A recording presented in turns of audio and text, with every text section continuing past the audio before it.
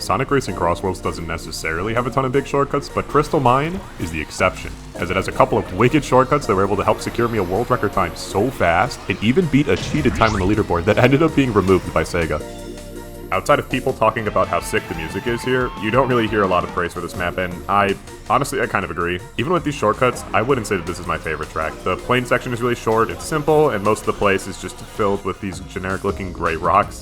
That's why stuff like this is so cool though, it adds some extra depth and identity to a track that could really use an extra boost in that regard. Both of these cuts are viable online as well and are crucial towards locking in an early lead or lap 3 comeback for you. But if you're like how I was at first, you went ahead and used a boost here and yeah. However, I'm here to show you what you may be doing wrong and how to nail both cuts consistently to improve your online races and help you nab that S rank.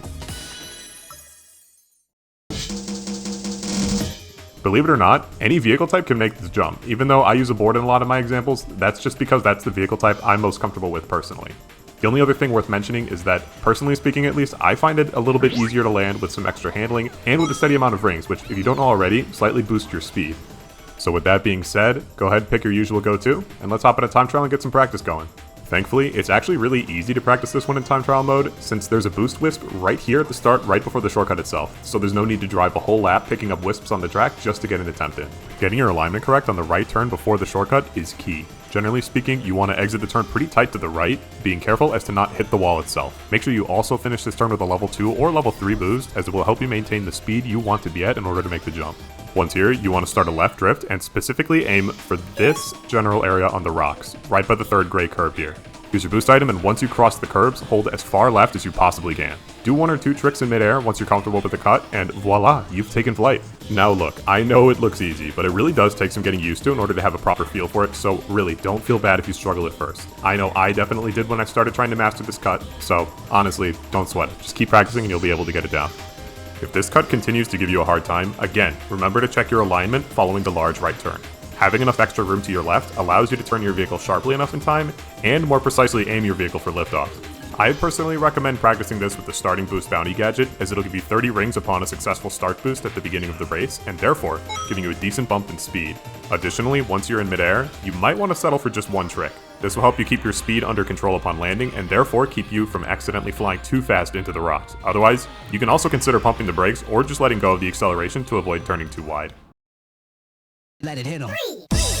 Alright, so near the end of the track, there's this big truck with a ton of stones in it that you can take as a shortcut with an off-road negating item. This isn't nearly as involved as the previous trick, but it is surprisingly annoying to take without either going very slowly or just straight up slamming into the wall after landing. So here are a couple of pointers to make it a little bit less of a headache. First things first, if using a boost item, you don't want to use it too early and you don't want to use it too late.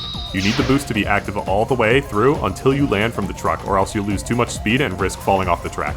There are a couple of different angles you could take here, but I find it both fastest and most consistent to use your boost and drive to the off-road at this point right here, then take a tight turn just before the apex of this hill.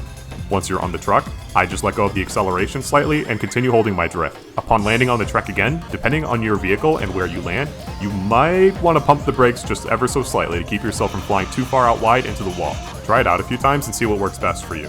That is more or less everything with the truck cut. This one really does just boil down to getting a good feel for how it works. Like I said before, you can take this via a few different angles, so I don't know, experiment a little bit, see what works. So, now that we have both cuts down fairly consistently, how can or should we apply this to a real race? Probably goes without saying that both shortcuts are high risk, high reward maneuvers, especially the Chasm Jump, as there is almost no room for error without falling off the track entirely. Only go for these cuts once you're confident in yourself and can reasonably hit it a couple of times in a row in time trials. Keep up the practice, and I assure you it'll start to make sense. If you do find yourself with 2 items that can take these cuts, the potential for saving time will easily set you ahead of the game, and you'll look incredibly stylish while doing it too. So yeah, that about does it for me. I do also plan to upload some more stuff in the future here to help give some perspective as a longtime kart racer and Sonic game tryhard, including some footage from my live streams where I race against some of the best. So if nothing else, don't miss out on some of that sweet sacred gamer knowledge, you know? Lastly, if you have a question or thoughts about this track or other shortcuts and tricks in this game, feel free to leave a comment expressing your thoughts and I'll give it a read. I actually have a short on my YouTube page giving some tidbits on the now infamous Coral Town shortcut from the perspective of a former world record holder if you're interested. I'll catch you next time whenever that ends up being. Keep going fast.